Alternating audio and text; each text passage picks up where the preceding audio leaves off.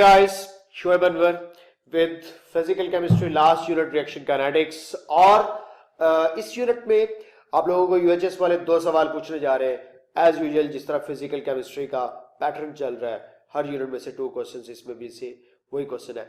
Last years की practice जो मैंने देखी है उसमें क्या देखा मैंने कि जरा ग्राफिकल क्वेश्चंस को टच कर रहा है वो इस यूनिट में, जरा न्यूमेरिकल्स प्रॉब्लम को टच कर रहा है वो इस यूनिट में, और ऑर्डर ऑफ रिएक्शन पर ज्यादा फोकस कर रहा है। यूएचएस ने इस सिलेबस की जो आउटलाइन दी है आप लोगों को, उसमें थोड़ी बहुत उसने चीजें वही जिस तरह प्रीवियस केमिकल इक्विलिब्रियम वाले यूनिट के अंदर चीजों को बार बार जो है वो शफल किया है। तो मेरी कोशिश अब क्या है कि मैं आप लोगों को, अगर एक टॉपिक स्टार्ट हुआ है तो उस टॉपिक से रिलेटेड इस यूनिट में यूएचएस ने जो जो चीजें पूछी है वो इकट्ठी कर दूं। आप यूं समझ रहे, थोड़ा सा सीक्वेंस जो है वो डिस्टर्ब आप लोगों को दिखेगा, बट कोई चीज मिसिंग नहीं होगी। सीक्वेंस डिस्टर्ब नहीं है, एक्चुअली वो सीक्वेंस एडजस्ट किया मैंने यूएचएस के सिलेबस में। वो सीक्वेंस उसने जो मतलब इतना ज्यादा प्रॉपर नहीं रखा, वही प्रॉपर था, तो दैट्स वाई मैंने कोशिश की है कि उसको जरा प्रॉपर वे में आप लोगों के सामने चीजों को डिस्कस किया जाए। तो रिएक्शन काइनेटिक्स यूनिट नंबर 8 को स्टार्ट करता हूं बेटे। सबसे पहले इसके टॉपिक कॉन्टेंट में आप लोगों को एक्सप्लेन करना है कुछ टर्म्स को, like rate of the chemical reaction को एक्सप्लेन करना है, activation energy, catalysis, rate equation को एक्सप्लेन करना है, ऑर्डर ऑफ द रिएक्शन को एक्सप्लेन करना है, रेट कांस्टेंट को एक्सप्लेन करना है, half life of the reaction and rate determination step. इन सब चीजों को डिस्कस करने से पहले मैं आप लोगों को रिएक्शन काइनेटिक्स को एक्सप्लेन करना चाहता हूं, क्योंकि यूनिट का नेम रिएक्शन काइनेटिक्स है। तो केमिस्ट्री के अंदर या ब्रांच केमिस्ट्री की वो जिसमें हम लोग डील करेंगे rate of the chemical reactions, mechanism and factors affecting the rate is called reaction kinetics। Chemical reaction का रेट को डिस्कस किया जाएगा, मैकेनिज्म को डिस्कस किया जाएगा, उन फैक्टर्स को जो डिस्कस किया जाएगा और rate of the chemical reaction को इफेक्ट करते हैं। ये सब का सब काम केमिस्ट्री की जिस ब्रांच में स्टूडेंट्स किया जाता है उसको हम लोग रिएक्शन काइनेटिक्स का नाम देते हैं। और मैं अब आपके पास सबसे पहले टॉपिक की तरफ चल रहा हूं जो कि rate of the chemical reaction है। What actually rate? बेटा याद रखिएगा, रेट ये वही velocity of the chemical reaction भी कंसीडर की जाएगी। अगर आप rate of the chemical reaction को एक्सप्लेन करने लगे तो सबसे पहले इसको डिफाइन करना पड़ेगा मुझे कि change in concentration of reactants और प्रोडक्ट्स।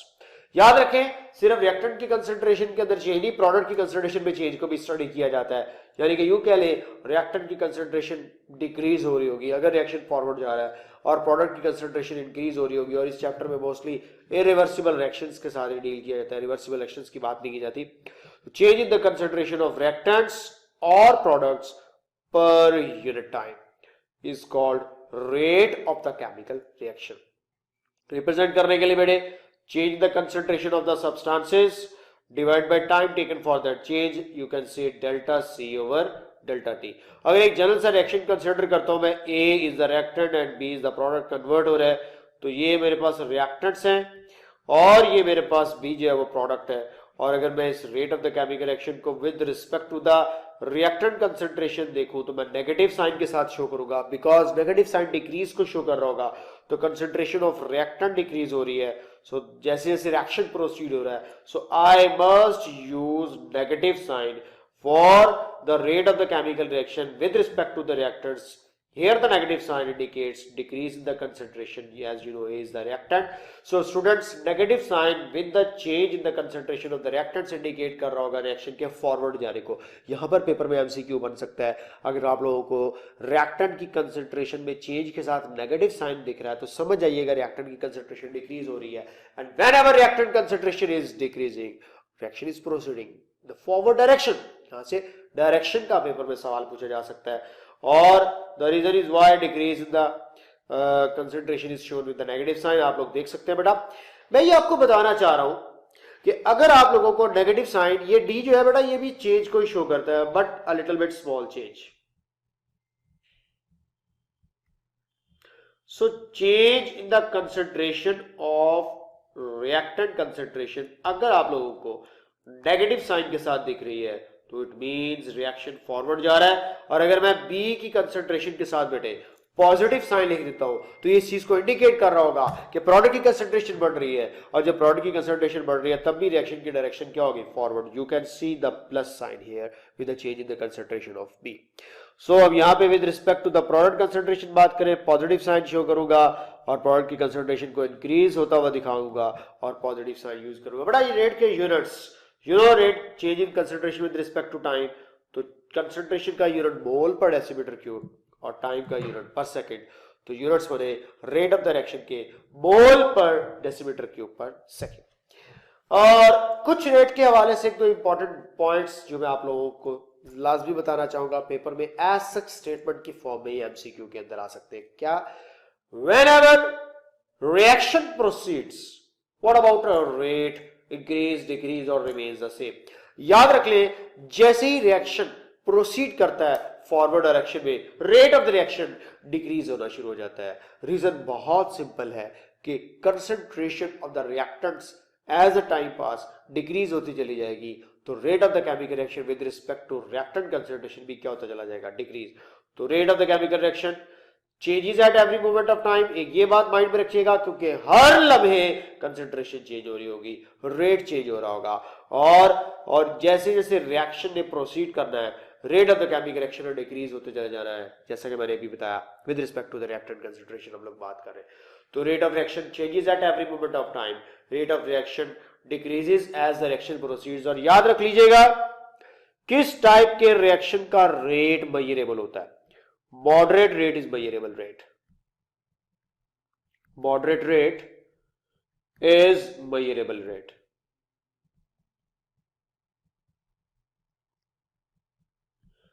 डियर स्टूडेंट्स, आप लोगों को 3 टाइप के स्पीड की बेस पर रेट्स को डिस्कस करवाना चाह रहा हूं। स्पीड और रेट की बेस पर आप लोगों को 3 टाइप के रिएक्शंस मिलेंगे। ऐसी बेटा एक्स्ट्रा बात माइंड में आई, मैंने कहा आप लोगों के साथ जरूर शेयर करता चला जाऊं, क्योंकि पेपर में आ चुकी है। Fast reaction,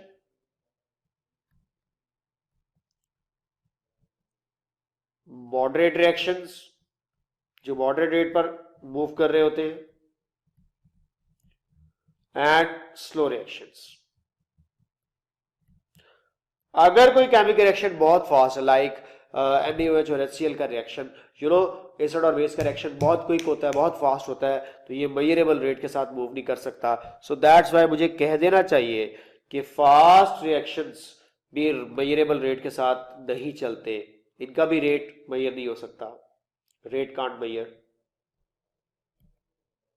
due to their very fast या high speed. Rate can't be measured. और इसी तरह slow reaction like rusting of iron, लोहे को जंग लग रहा है, बहुत स्लो लग रहा है, इसका भी अगर आप लोग रेट फाइंड आउट करना चाहेंगे तो ये भी आप लोगों के लिए फिजिबल नहीं होगा। तो वेरी स्लो रिएक्शंस जो चल रहे होते हैं उनका भी rate can not be measured. So फिर कौन से रिएक्शंस का आप लोग रेट फाइंड आउट कर सकते हो? ये कौन से रिएक्शंस मेजरेबल रेट के साथ मूव कर रहे होंगे? तो आप लोगों का आंसर क्या होना चाहिए?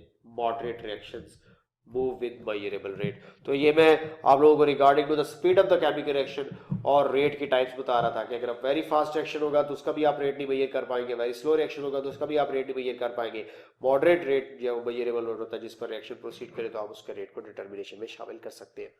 बेटा आगे प्रोसीड करना चाह रहा हूं मैं, ये वो ग्राफ है जो आप लोगों को सिंपल सा बता रहा होगा, concentration of reactors decrease and products increase हो रही है। अगर मैं आप लोगों के साथ उसी तरह बात करूं, A goes to form product B, तो रिएक्टेंट्स की concentration with respect to time decreasing और प्रोडक्ट्स की कंसंट्रेशन ऑटोमेटिकली सी बात है कि इंक्रीज हो रही होगी। सो ये कंसंट्रेशन ऑफ रिएक्टेंट्स और प्रोडक्ट्स के अकॉर्डिंगली बात है, तो प्रोडक्ट्स की concentration with the time passage increase हो रही है और रिएक्टेंट की कंसंट्रेशन डिक्रीज हो रही है। तो आप लोगों को ये ग्राफ बता रहा है कि ये इस वक्त एक इरिवर्सिबल रिएक्शन का ग्राफ है कि इसमें कोई इक्विलिब्रियम नहीं अटेन हुआ, कोई रिएक्टेंट की कंसंट्रेशन कांस्टेंट हुई, जैसे कि मैं लास्ट यूनिट के अंदर आप लोगों के साथ डिस्कस कर चुका हूं। इस ग्राफ की क्या इंपॉर्टेंस है ये हम आगे चल के पढ़ते हैं। रेट की types on the basis of time intervals भी आप लोगों को बेटा पता होने चाहिए। एक ऐसा रेट होता है जो at an instant of time measure किया जाता है, उसको इंस्टेंटेनियस रेट कहते हैं, और एक ऐसा रेट होता है जो between 2 consecutive time intervals measure किया जाता है, उसको एवरेज रेट कहते हैं। Just like instantaneous velocity and average velocity, जिस तरह आप लोगों को फिजिक्स में पढ़ा हुआ, बहुत ज्यादा फिजिक्स आती है आप लोगों को, I know that. So instantaneous rate is the rate of the chemical reaction at specific time interval, और इसको रिप्रेजेंट किया जाएगा dx over dt. This is the important thing, dx over dt. d for a small change, और आपको पता है कि for the instant of time change बहुत स्मॉल होगा, उसको हम d से रिप्रेजेंट कर रहे होंगे. और जब रिएक्शन स्टार्ट होता है, याद रखिएगा, इंस्टेंटेनियस रेट हायर होता है रिएक्शन की कंसंट्रेशन ज्यादा होने की वजह से, लेकिन बेटा उस वक्त एवरेज रेट क्या हो जाता है, कम हो जाता है. Instantaneous rate higher but average rate कम, ये मैं बात कर रहा हूं at the start of the chemical reaction. लेकिन जब रिएक्शन बेटे एंड अप हो रहा होता है, एंड इंटरवल पे क्या होता है, इंस्टेंटेनियस रेट कम हो चुका होता है, रिएक्शन स्लो हो चुका है, लेकिन उसका एवरेज रेट बढ़ चुका होगा. तो इंस्टेंटेनियस रेट लोअर हो जाएगा बट एवरेज रेट इंक्रीज हो जाएगा. ये बहुत इंपॉर्टेंट लाइन है, ये बहुत दफा पेपर में आई है. The very beginning of the reaction you will found high instantaneous rate as compared to the average rate, but at the end of the chemical reaction you will found a slow reaction, so instantaneous rate will decrease and average rate will increase. ये points थे जो आप लोगों के साथ instantaneous और average rate के accordingly student share कर रहा था. अब आप लोग जरा काइंडली यहां पर चेकआउट कीजिएगा कि rate of the chemical reaction between two specific time intervals, ये हमारे पास एवरेज रेट कहलाएगा. इसको मैं डेल्टा एक्स के साथ रिप्रेजेंट करूंगा और डेल्टा टी. यहाँ पे डेल्टा जो है of course relatively large change को शो कर रहा है एज कंपेयर टू डी. सो मुझे कह देना चाहिए डी जो है वो रिलेटिवली स्मॉल चेंज के लिए है, और डेल्टा जो है वो यहाँ पर रिलेटिवली लार्ज चेंज के लिए है. और शुरू में एवरेज कम, इंस्टेंटेनियस ज्यादा, एट द एंड एवरेज ज्यादा और इंस्टेंटेनियस कम. ये बात मैं प्रीवियसली आपको बता चुका. when average rate of the chemical reaction becomes equal to instantaneous rate, it's a very important line, it's a very important question, it's oftenly asked in the exam. Average rate will be equal to instantaneous rate if delta t time interval approaches to 0. याद रख लीजिएगा, अगर आप लोगों का time interval 0 को approach कर रहा होगा तो जो तुम्हें एवरेज रेट मिल रहा होगा वही एक्चुअली इंस्टेंटेनियस रेट कहलाएगा. क्योंकि ये बात बड़ी सिंपल है, आप लोग इस बात को कोई इतना मुश्किल मत लीजिएगा. Instantaneous rate and average rate will becomes equal to each other अगर आप डेल्टा टी टाइम इंटरवल्स क्या कर दो 0, यानी कि टाइम इंटरवल 0 करने पर जो एवरेज रेट का इंस्टेंटेनियस रेट के साथ ताल्लुक होगा वो बिल्कुल इक्वल हो जाएगा. यू कैन से दैट कि अगर आप लोगों के पास दो मुख्तलिफ स्टेजेस पर केमिकल रिएक्शन को डिस्कस कर रहे हो, जस्ट लाइक दिस, कि यहां पे आप लोगों के पास अगर मैं रिप्रेजेंट करता हूं तो बेटे ये इस वक्त मेरे पास रिप्रेजेंट हो रही है C1 concentration at time T1. इसको मैं इंस्टेंटेनियस रेट का नाम दूंगा. इसी तरह अगर मैं आप लोगों के पास सिचुएशन थोड़ी चेंज करता हूं और एक और concentration with respect to time check करता हूं, let's suppose this one is C2 and at the time interval here is T2. तो यहां पर C1 with respect to time T1, C2 with respect to time T2, बेटा ये भी हमारे पास कहला रहा होगा इंस्टेंटेनियस रेट, और ये भी मेरे पास कहला रहा होगा इंस्टेंटेनियस रेट. लेकिन जब मैं बेटे इसका एवरेज रेट निकालना चाहूंगा तो एवरेज रेट निकालने के लिए मुझे ऑफ कोर्स क्या करना पड़ेगा कि C2 माइनस C1 करना पड़ेगा, जो कि आप लोगों को डेल्टा C कंसंट्रेशन में चेंज दे रहा होगा, और इसी तरह T2 माइनस T1 करना होगा जो आप लोगों को टाइम इंटरवल में चेंज दे रहा होगा. तो जब आप delta C over delta T लिख रहे होगे तो आप बेसिकली एवरेज रेट को शो कर रहे होगे, और अगर आप DC ओवर D2 या DX ओवर DT लिख रहे होगे तो आप लोग इंस्टेंटेनियस रेट को शो कर रहे होगे. अब कहना क्या चाह रहा है वो कि ये अगर डेल्टा T, जिसको मैं कह रहा हूं टाइम इंटरवल में चेंज, अगर मैं 0 कर देता हूं तो ये इंस्टेंटेनियस रेट और इनका निकलने वाला एवरेज रेट बिल्कुल एक दूसरे के इक्वल कंसिडर किए जाएंगे. ये बात ऐसा रट्टा लगा ले, इसमें मजीद अब सोचने की या डिटेल में जाने की जरूरत नहीं है कि if this delta t time interval change is equal to 0 your average rate will become the instantaneous rate. That's it. बात को खत्म करते हैं और आगे बढ़ते हैं. सो स्टूडेंट्स, कुछ फैक्टर्स हैं जो rate of the chemical reaction को इफेक्ट कर रहे हैं. उनमें आप लोगों को नेचर ऑफ द रिएक्टेंट दिखेगी. अब ये कुछ चीजें जो है वो रेट के अकॉर्डिंगली एक्स्ट्रा ऐड इसलिए कर रहा हूं क्योंकि इन चीजों का इनडायरेक्टली आपके सिलेबस के साथ जरूर ताल्लुक मौजूद है. Nature of the reactants rate of the chemical reaction को इफेक्ट करती है. आप लोगों को पता है कि अगर मैं ये कहता हूं कि पोलर रिएक्टेंट्स होंगे तो आप लोगों को ऑफ कोर्स आंसर क्या होगा sir, they will have a fast reaction rate. और अगर मैं ये कहता हूं कि आयोनिक होंगे तो वो सबसे ज्यादा फास्ट होंगे। चले मुझे ऐसे कर देना चाहिए, मैं एक सीक्वेंस के साथ बताता हूं जिस तरह तुम्हारी किताबें कहती हैं। तुम्हारी किताबें क्या कहती हैं कि नेचर में अगर आप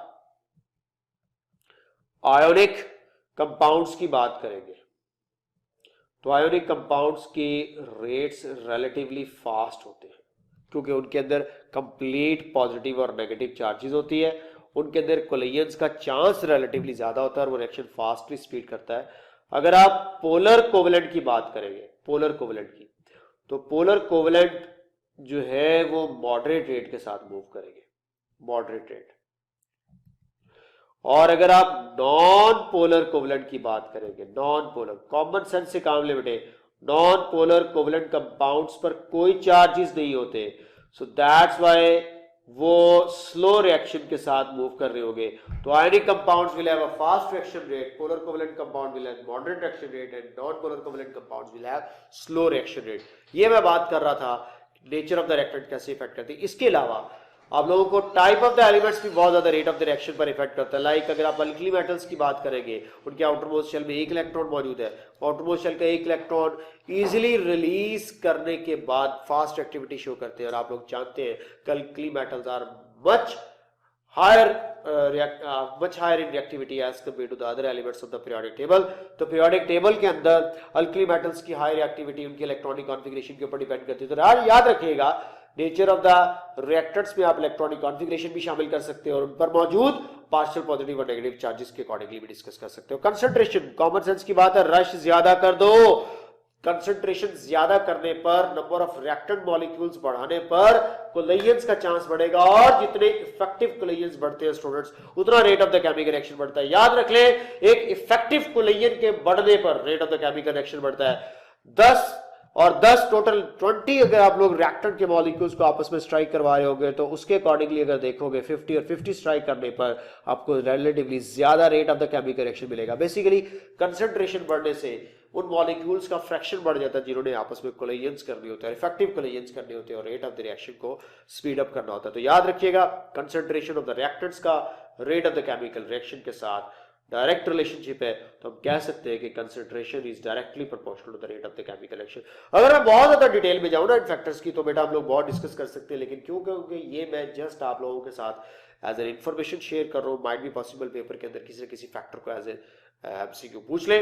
surface area, as you know, more the surface area more will be the rate of the chemical reaction.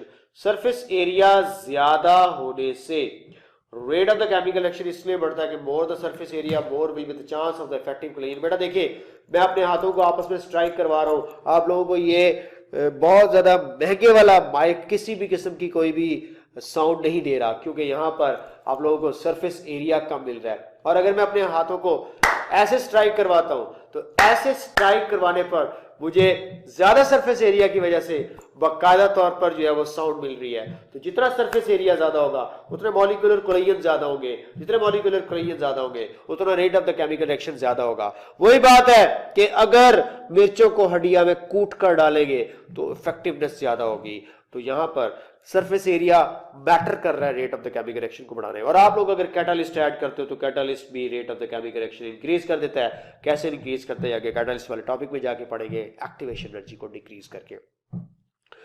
Temperature, temperature normally favoured by increase in the temperature. Rate of the chemical reaction बेटे favoured होता है increase in the temperature से। अब आप लोगों से अगर मैं सवाल पूछूं टेम्परेचर इंक्रीज करने पर एक्सोथर्मिक रिएक्शन का रेट बढ़ेगा या एंडोथर्मिक रिएक्शन का रेट बढ़ेगा, तो आप लोगों के क्या माइंड में आ रहा होगा? एंडोथर्मिक। गलत बोल रहे हो तुम बेटा, चाहे रिएक्शन एक्सोथर्मिक है चाहे एक्शन एंडोथर्मिक है, rate of the chemical reaction बढ़ेगा। फर्क सिर्फ ये होगा कि एक्सोथर्मिक रिएक्शन में रिवर्स रेट बढ़ रहा होगा, एंडोथर्मिक रिएक्शन में फॉरवर्ड रेट बढ़ रहा होगा। तो rate of the chemical reaction लाजमी बढ़ता है टेम्परेचर के बढ़ने से। टेम्परेचर और रेट का रिलेशनशिप में ग्राफ की मदद से भी आप लोगों को समझाता हूं। मैं पहले एक्सपोजर टू द लाइट को डिस्कस करूं, फिर नेक्स्ट वीडियो की तरफ चलता हूं। Rate of the chemical reaction normally faster हो जाता है in the presence of light. Photochemical reaction आपको पता है लाइट की प्रेजेंस में फास्ट होते हैं। फोटोसिंथेसिस डे लाइट में या सनलाइट के अंदर या बल्ब लाइट के अंदर रिलेटिवली फास्ट होगी, और डार्कनेस के अंदर वो रिएक्शन जो टोटली लाइट पर डिपेंड करते हैं फोटोकेमिकल रिएक्शन, उनका रेट नेग्लिजिबल होगा। सो ये थे कुछ फैक्टर्स टेम्परेचर और रेट का रिलेशनशिप। नेक्स्ट वीडियो में डिटेल में डिस्कस कर रहा हूं, तो काइंडली वॉच नेक्स्ट वीडियो।